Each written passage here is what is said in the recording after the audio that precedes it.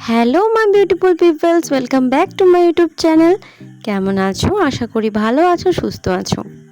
তো চলে এসেছি আবার একটা নতুন ভিডিও নিয়ে। তোমরা দেখে বুঝতেই পারছো এটা ছিল একটা কুয়াশাচ্ছন্ন সকালবেলা। হ্যাঁ, এটা শীতকালেরই ভিডিও। 17ই ডিসেম্বর এই ভিডিওটা আমি শ্যুট করি। প্রচণ্ড পরিমাণে আলসেমি কাজের চাপের জন্য আমি ভিডিওটা এডিট করে উঠতে পারিনি। আজ হচ্ছে মে মাসের 22। আজ আমি ভিডিওটা এডিট করছি। তো চলো বলি। এটা ছিল আমার মাস্টার্সের ফাইনাল এক্সাম। তো সেদিন আমি ভেবেছিলাম যে একটা ছোট্ট করে ব্লগ করব। ব্লগ করার একটাই কারণ বা উদ্দেশ্য ছিল আমার, যে আজ থেকে 5 বছর পরে লাইফটা কি হবে আমি জানি না, বা আমরা কেউই হয়তো জানি না। তো সেই জন্য 5 বছর আগে কি হয়েছিল সেটা যদি আমি একটা ভিডিও আকারে আমি আমার চ্যানেলে রেখে দিই স্মৃতি হিসেবে, তো ইন ফিউচার আমি সেটা দেখতে পারবো। তার জন্যই ভিডিওটা করা। তো এই কুয়াশা মাথায় করে আমি বেরিয়ে পড়লাম সকাল সকাল, কারণ আমার ট্রেন ছিল 8টা 33-এ। তো 8টা 33 ট্রেন থাকার কারণে আমার বাড়িটা যেহেতু স্টেশন থেকে অনেকটাই দূরে, তাই আমি টোটো করে প্রথমে বাস স্ট্যান্ডে যাই। রাস্তায় ঠাকুর দেখতে পেয়ে একটু প্রণাম করে নিই। তো তোমরা দেখতেই পাচ্ছ আমি সেকমপুর বাস স্ট্যান্ডে পৌঁছে গেছি। এবার এখান থেকে বাস ধরে আমি বোলপুরে যাব।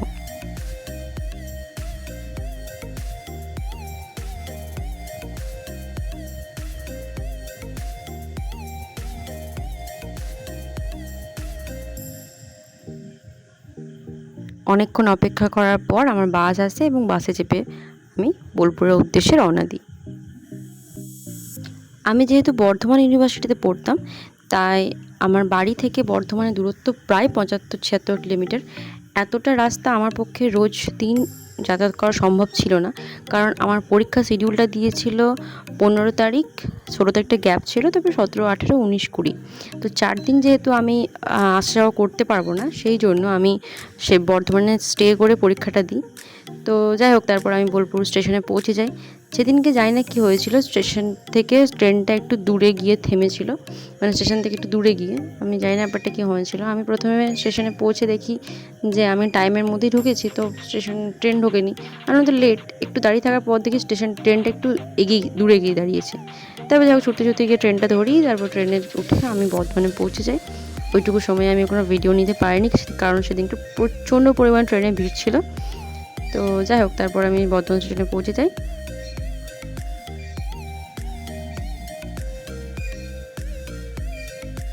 আর যেহেতু ওখানে ছিলাম, সেহেতু আমাকে নিজের সঙ্গে মানে নিজের বইগুলো তো ছিলই, তার ছাড়াও আমার জামা কাপড় ক্যারি করতে হয়েছিল। তো একটু চাপ তো ছিল, এই জামা কাপড়ের ব্যাগ নিয়ে, বইয়ের ব্যাগ নিয়ে তারপর ভিডিও করা একটু অসুবিধা হচ্ছিল। আবার যেহেতু আমি একা ছিলাম, আমার সঙ্গে কেউ যায়নি, তো সেই জন্য একটু একা একাও লাগছিল।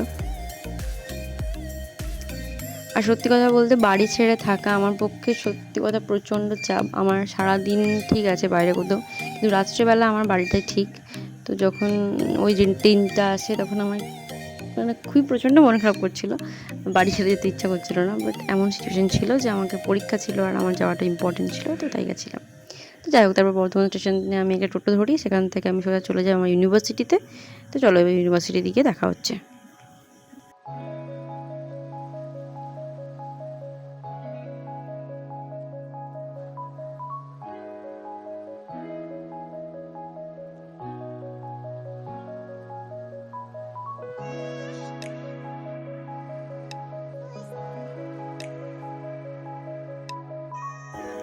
আমার যেহেতু বাড়িটা দূরে, তাই আমাকে সময়ের অনেকটা আগে পৌঁছে যেতে হয়েছিল, কারণ পরীক্ষার ব্যাপার। আর আমার পরীক্ষার টাইমিং ছিল 11টা থেকে। আমি 10:30টার মধ্যে ইউনিভার্সিটি পৌঁছে যাই, কারণ চেকিং অনেক কিছু থাকে, তো সেগুলো কমপ্লিট করি। তখনও সেভাবে কেউ পৌঁছায়নি, আর এটা ছিল আমার এক্সাম সেন্টার।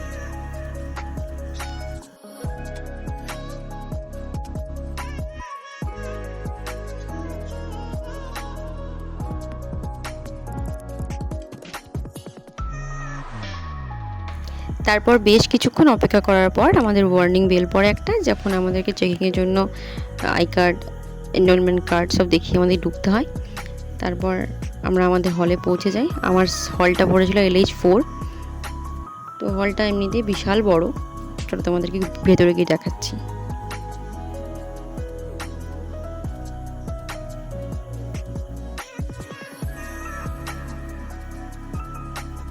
এটা ছিল আমাদের হলটা।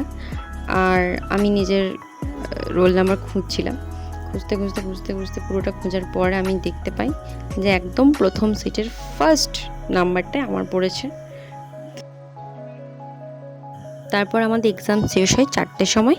11টা থেকে 4টে অবধি পরীক্ষা হওয়ার পর আমি এখান থেকে একটু হালকা টিফিন করি, তারপর সোজা চলে যাই আমার হস্টেলের উদ্দেশ্যে।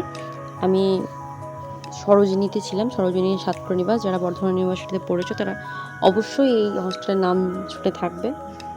তো সত্যি কথা বলতে এখানে বিগ থ্যাঙ্কস টু রায়হানা, ও আমার বান্ধবী। ওর কাজিনসের হোস্টেলে আমাকে থাকার জন্য বলে দিয়েছিল। তো হ্যাঁ, একটা কথা বলি, মানে আমার ছোট থেকে ইচ্ছে ছিল যে আমি দূরের কলেজে গিয়ে পড়বো, আমি হস্টেলে থাকবো, এগুলো আমার ইচ্ছে ছিল। তো আমার সেই ইচ্ছে পূরণ হয়েছে। আমি খুব খুশি যে আমি দূরের কলেজে পড়েছি, আমি হস্টেলে থেকেছি। সব থেকে বড় ব্যাপার, সরোজিনী হস্টেলের প্রত্যেকটা মেম্বার, প্রত্যেকটা মেয়ে এত ভালো, এত হেল্পফুল। আমি সত্যি বলছি, তোমাদের এই উপকার, তোমাদের এই ব্যবহার আমি জীবনে ভুলবো না। তোমরা এত ভালোভাবে আমাকে ট্রিট করেছো, প্রতিটা মুহূর্তে এতটা স্পেশাল ফিল করিয়েছো। I am seriously lucky feel করছিলাম। কারণ প্রথমে যখন আমি বাড়ির থেকে যাই তখন আমার সত্যি কথা খুব মন খারাপ করছিল, আমার যেতে মন চাইছিল না। আমার মানে সত্যি বলতে আগের রাতে কান্না পেয়ে যাচ্ছিলো যে আমাকে গিয়ে 4 দিন থাকতো, খুব কষ্ট হয়েছিল। তো তখন আমার মা বলছে যখন ফিরে আসবি তখন থেকে ওদের জন্য মন খারাপ করবে। সিরিয়াসলি আমার মন খারাপ করেছিল। ওই রুমটা, ওই মানুষগুলো এত ফ্রেন্ডলি, এত চটজলদির মধ্যে মিশে যায়, মানে ভাবার বাইরে। তো যাই হোক, আমি তোমাদেরকে থ্যাঙ্কস বলে ছোটো করবো না, কারণ তোমাদের এই উপকার আমার সামান্য থ্যাঙ্কসে কোনো দিনই তার পূরণ হয় না। তোমরা অনেক করেছো আমার জন্য, আমি কোনো দিনও ভুলবো না তোমাদের।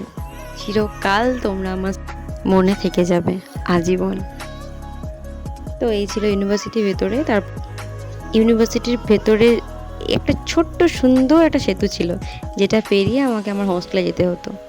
এই সেতুটা আমার ভীষণ পছন্দের, মানে এত ভালো লাগতো না এখানটাতে পেরোতে, আমার প্রচুর ভালো লাগতো।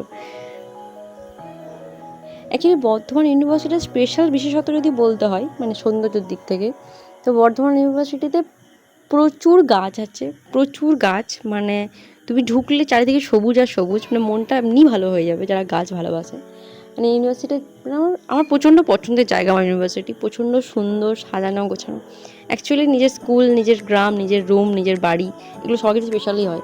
ঠিক সেইভাবে আমার ইউনিভার্সিটিও আমার কাছে খুব স্পেশাল, খুব পছন্দের। তো এটা ছিল হস্টেলের রাস্তা। তারপর আমি আমার রুমে চলে আসি। আমি ছিলাম রুম নাম্বার 6-এ, আর আমার রুমমেট ছিল বর্ষা, আর এটা ছিল আমার বেড।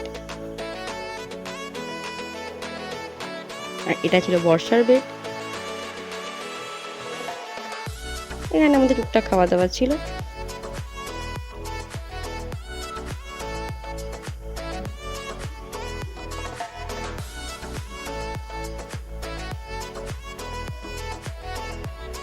তারপর রুমে এসে আমি একটু হালকা ফ্রেশ হয়ে যাই।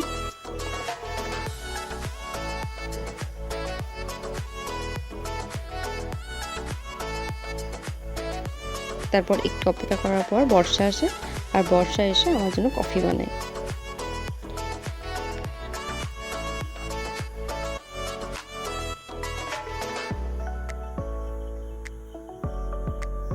তারপরে রুমে আছে তৃপ্তি, সারনা, সুরভি, আরও অনেকে।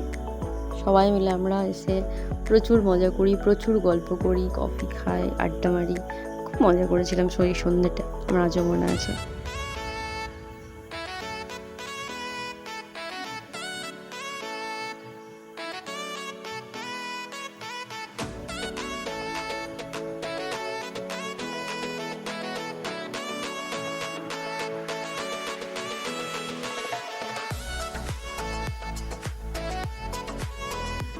আর বর্ষা সবাইকে জিজ্ঞেস করে করে কাপের মাপ নিয়ে নিয়ে জল নিচ্ছিল কফি করার জন্য। সেই আর কি, আমার ছোট্ট পিছনে লাগছিলাম ও। তারপর আমাকে বলছিল এতটা তুমি কফি খাবে তো। আর আমি প্রচণ্ড চা কফির ভক্ত, মানে প্রচণ্ড পরিমাণে। আমাকে সারাদিন যতবার চা কফি দেবে আমি খুশি মনে খেয়ে নেবো। আমার চা কফি আমি প্রচুর ভালোবাসি, প্রচুর।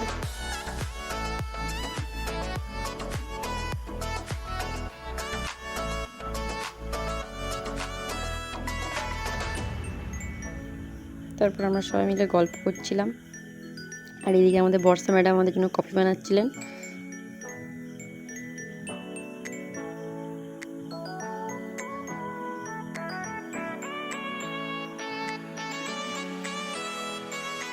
তারপর সবার জন্য চলে আসে গরম গরম কফি আর কিছু কুকিজ বিস্কুটস।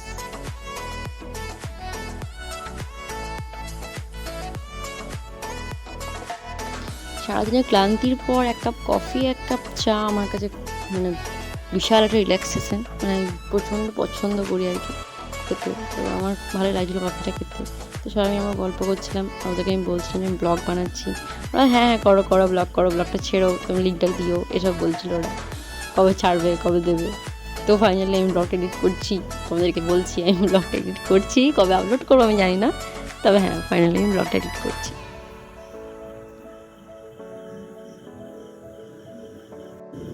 তারপর রাতে খাওয়া দাওয়া করে এসে বর্ষা ঘুমিয়ে পড়ে নিজের মতো, আর আমি পড়তে বসি একটু, যেহেতু আমার কাল এক্সাম ছিল।